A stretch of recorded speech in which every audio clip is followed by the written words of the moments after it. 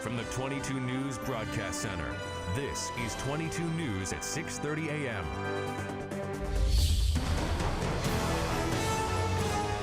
Good morning and welcome to 22 News at 6:30. I'm Rich Tedem. And I'm Tamara Sakarzik. We're covering breaking news in the town of Wendell where a woman was shot. 22 News reporter Mike Mascadrelli is live in Wendell with the latest on the shooting.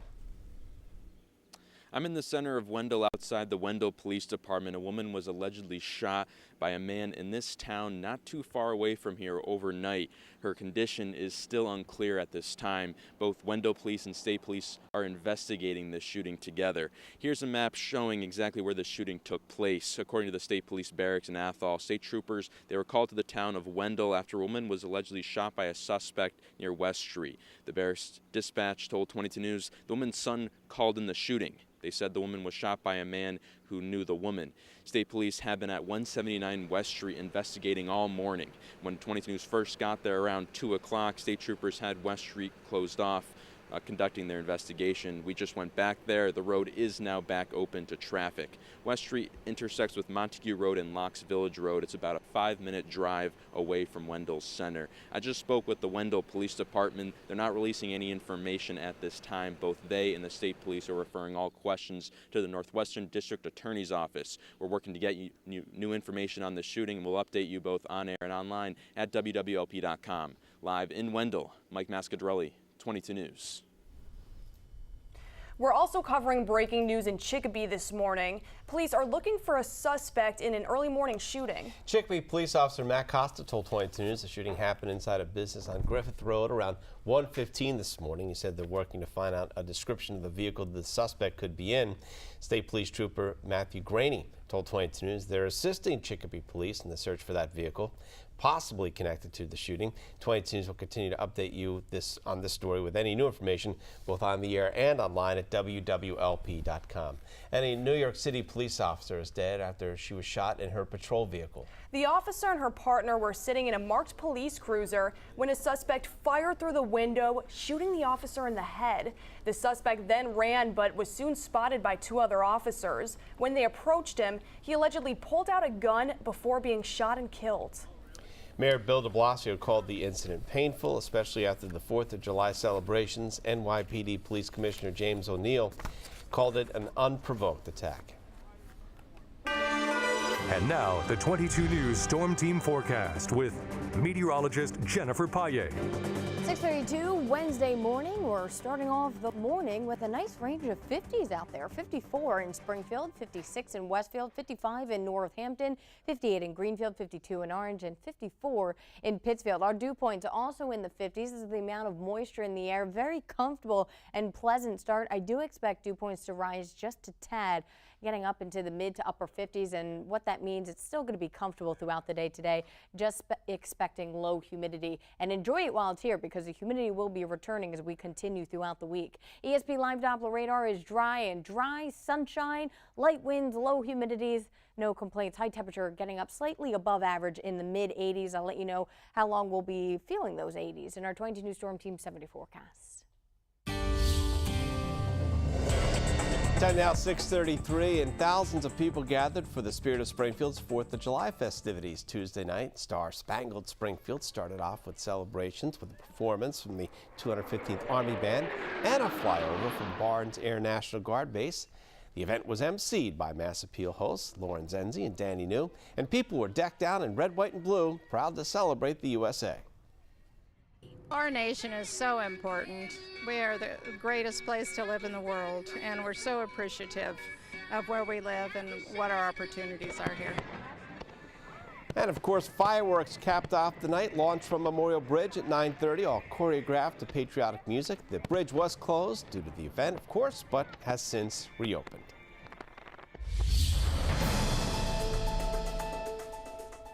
A portion of Route 57 in Agawam is back open this morning after a truck rolled over Tuesday night. Springfield State Police told 22 News a diesel fuel truck rolled over on Route 57 in Agawam at around 5:30 p.m. A section of Route 57 between Suffield Street and Main Street was closed for hours but has since reopened.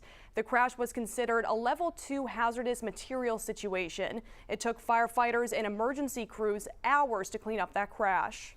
A judge has set a trial date for a man from East Long Meadow charged with causing an accident that killed 2 people on a motorcycle. Authorities say that 25-year-old Stephen Thompson was drunk when he turned his truck into the path of a motorcycle in Springfield in May 2016.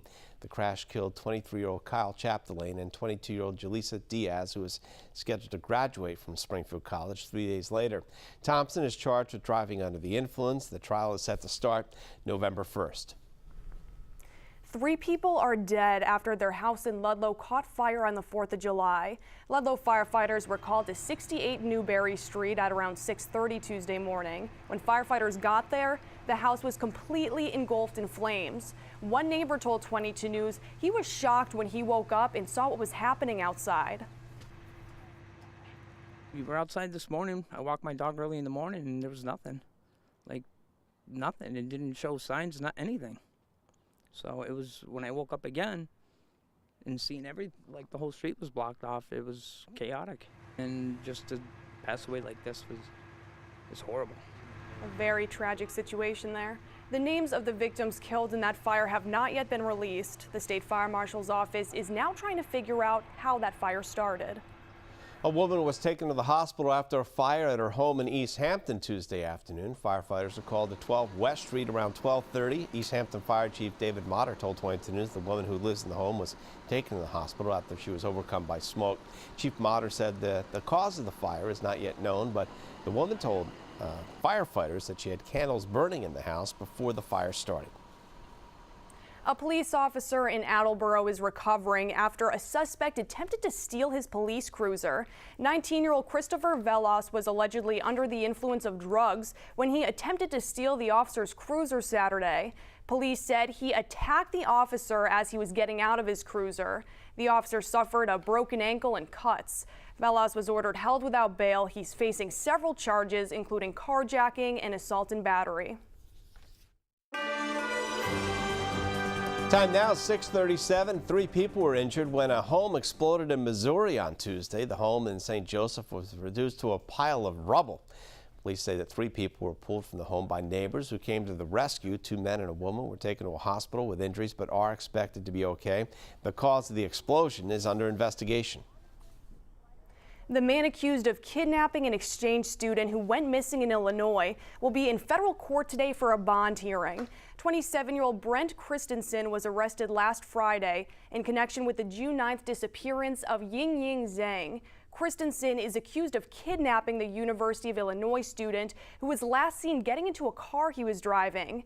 Police do not believe that Zhang is still alive. A high school mascot controversy is brewing in the Berkshires, and this time it has nothing to do with Native American themed nicknames. Students at Lenox Memorial Middle and High School voted to retire their Millionaires mascot. They said it leads to bullying by rivals and doesn't reflect the community's economics. The nickname was coined back in the 1950s and refers to wealthy out-of-towners with second homes in town.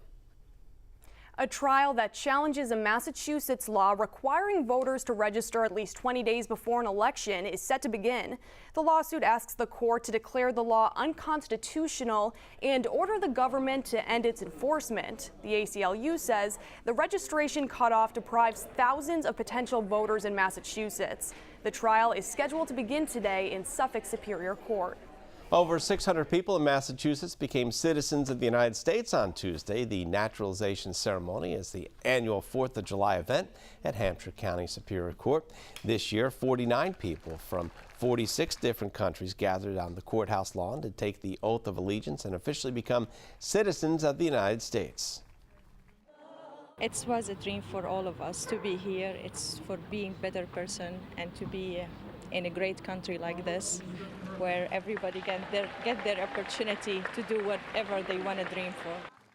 In 2016, over 750,000 people were naturalized across the country, and 15,000 were naturalized yesterday on the nation's 241st birthday. Well, it was a reunion 6 decades in the making. A group of Navy sailors returned to West Springfield for the 4th of July, which is where their military careers began. The Greater Springfield Honor Guard, also known as Company 125, was formed on this holiday in 1957. Myself and 100 other gentlemen, who a lot of them are here with me today, were sworn into the United States Navy.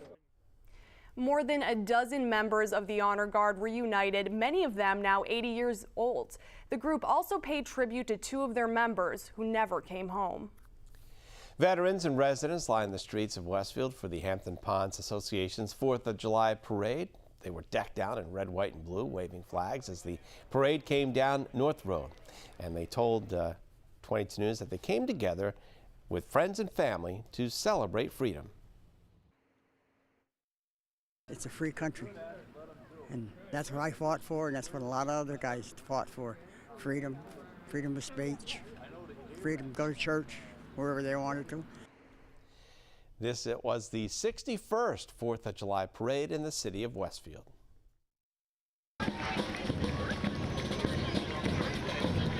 And in East Long Meadow, thousands of people lined the streets for their annual 4th of July parade. Police officers, firefighters, and veterans marched in that parade every year. It attracts thousands of people from across western Massachusetts. 6:40 Wednesday morning. Today will be the warmest day of the next 3. Our average high temperature for this time of year is 82. We'll get up to 85. We dip down into the lower 80s on Thursday, upper 70s on Friday, but that doesn't mean it's going to be staying comfortable. I'll let you know when the humidity returns in our 22 News Storm Team 70 forecast.